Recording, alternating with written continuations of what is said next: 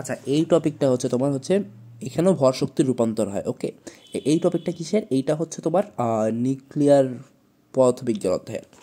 এখানে প্রথমটা আসি তোমার বন্ধন শক্তিতে।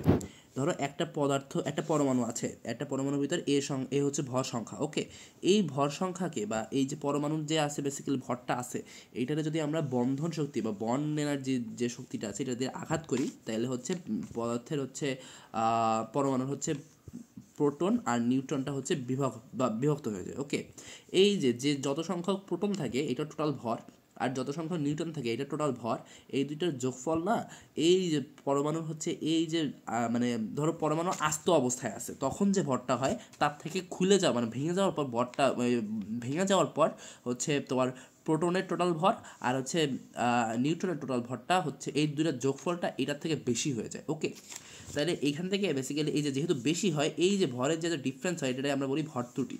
এটা কি ভর ত্রুটি? এ বুঝো যে হচ্ছে প্রোটন আর হচ্ছে নিউট্রন এই দুটো ভাঙার পর এই দুটোর সমষ্টি পরমাণু যখন ভাঙা হয়েছিল না তখনকার ভর টোটাল ভর থেকে হচ্ছে বেশি হয়। এই যে দুইটা বিয়োগফল যে হচ্ছে একটা ভর ত্রুটি থাকে বা দুইটার বিয়োগফল যে একটা হয় এটাকে বেসিক্যালি ভর ত্রুটি বলে বা ডেল এম। এখান থেকে বেসিক্যালি আমরা হচ্ছে বন্ড এনার্জি পাই ডেল এম সি স্কোয়ার। ওকে, ডেল এম সি স্কোয়ার। এখন তোমার এটার বলে কি বন্ধন শক্তি বা ডেল এম সি স্কোয়ার। ওকে, এখানে হচ্ছে ভর ত্রুটি বসবে আর এখানে হচ্ছে সি স্কোয়ার, এখানে তুমি এমনি হচ্ছে বন্ড এনার্জি পাবা। আর এইটারে বলে হচ্ছে গড় বন্ধন শক্তি। ওই কি এখানে আমি লিখছি বার বন্ড এনার্জি, এটা বলে গড় বন্ধন শক্তি। গড় বন্ধন শক্তি তুমি কেমনে পাবা? ডেল এম সি স্কোয়ার, মানে টোটাল যে বন্ধন শক্তিটা আছে এরে হচ্ছে পদার্থের বা পরমাণুর হচ্ছে ভর সংখ্যা দিয়ে ভাগ করে দিবা। ওকে, এখন তোমার মানে বন্ধন শক্তির কোনো কাজ নাই অত, মানে বন্ধন শক্তি তুমি আর কি নির্ণয় করতে পারো একটা পরমাণু বন্ধন শক্তি কত, বাট এই গড় বন্ধন শক্তি যে পদার্থের বা যে পরমাণুর গড় বন্ধন শক্তি যত বেশি সেই পরমাণু তত বেশি স্থায়ী।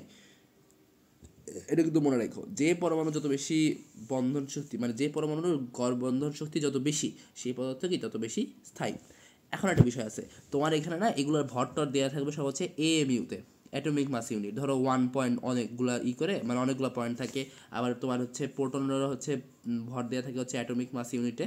আবার তুমি হচ্ছে এইটাও দেওয়া থাকে অ্যাটমিক মাস ইউনিটে। তো তুমি যে ডেলেমটা পাবা এটাও তুমি পাবা অ্যাটমিক মাস ইউনিটে।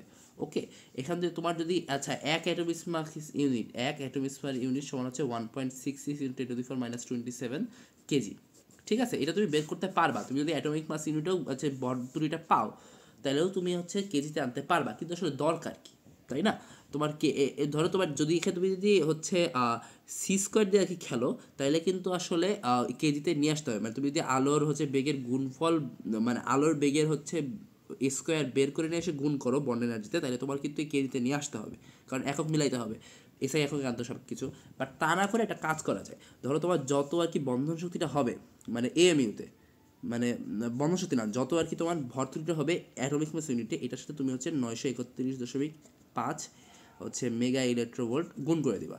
তাহলে এই দুটো করে তুমি যে বেসিক্যালি যে বন্ধন শক্তিটা পাবা সেটার একক হবে মেগা ইলেকট্রন ভোল্ট। অ্যান্ড তুমি জাস্ট ওই অ্যাটমিক মাস মানে এই এই এই দুটো যোগ করে এখানে বিয়োগ করে অ্যাটমিক মাস ইউনিটেই তুমি হচ্ছে এককটা পাইলা, এককটা থাকবে ওইটাতে তুমি ওই বন্ধন ওই ভর ত্রুটিটাই তুমি নিয়ে এসে জাস্ট 931.5 দিয়ে তুমি গুণ করে দিলা, তারপর তুমি লাস্টে যে আনসারটা পেলে সেটা আসলে মেগা ইলেকট্রোভোল্টে। ওকে, এটা কিন্তু এখানেও সম্ভব, কোনো সমস্যা নেই।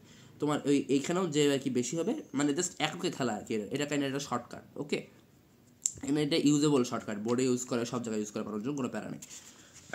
এখন আসো এই যে উপরের হিসাবটা, এখানে না আমরা ধরো একটা বড় একটা, এটা হচ্ছে নিউক্লিয়ার ফিশন বিক্রিয়া। এটা কি ফিশন বিক্রিয়া, এটা কি ফিশন বিক্রিয়া। ফিশন বিক্রিয়া আমরা খেলি কি, ধরো একটা বড় একটা পরমাণু থাকে, এটা হচ্ছে আমরা কিছু দিয়ে আঘাত করি, নিউট্রন দিয়ে বেসিক্যালি আঘাত করি। এটা আঘাত করার পর এটা ছোটো ছোটো কিছু পরমাণুতে ভেঙে যায়। ধরো এখানে ভেঙে গেছে, এখানে ভেঙে গেছে, তারপর হচ্ছে 3টা নিউট্রন আসলে ভেঙে উৎপন্ন করে। তাও এখানে দেখবা ধরো এখানে একটা ভর দেওয়া থাকবে বেরিয়ামের, এখানে একটা কিপ্টনের একটা ভর দেওয়া থাকবে, এখানে তোমার হচ্ছে নিউট্রনের একটা ভর দেওয়া থাকবে, এখানে তোমার ইউরেনিয়ামের একটা ভর দেওয়া থাকবে, এখানে নিউট্রনের ভর দেওয়া থাকবে। এখানেও তুমি দেখবা একটা ভরের একটা ডিফারেন্স আছে। ওকে, তুমি যদি এখানকার আর কি ভরগুলো যোগ করো আর এখানকার ভরগুলো যোগ করো, এই উৎপাদ থেকে যদি বিক্রিয়কটা বিয়োগ করে দাও তাহলে দেখবে একটা পার্থক্য আছে, এটার একটু বেশি হবে। এটা কি বেশি হবে না জানো, এইটা বেশি হবে, এইটা বেশি হবে, সরি এখানে আর কি, হ্যাঁ এখানে যদি এখানে শক্তি উৎপন্ন করতেছে এইখানে বিক্রিয়কের ভরটা আর কি বেশি হবে এই উৎপাদের থেকে।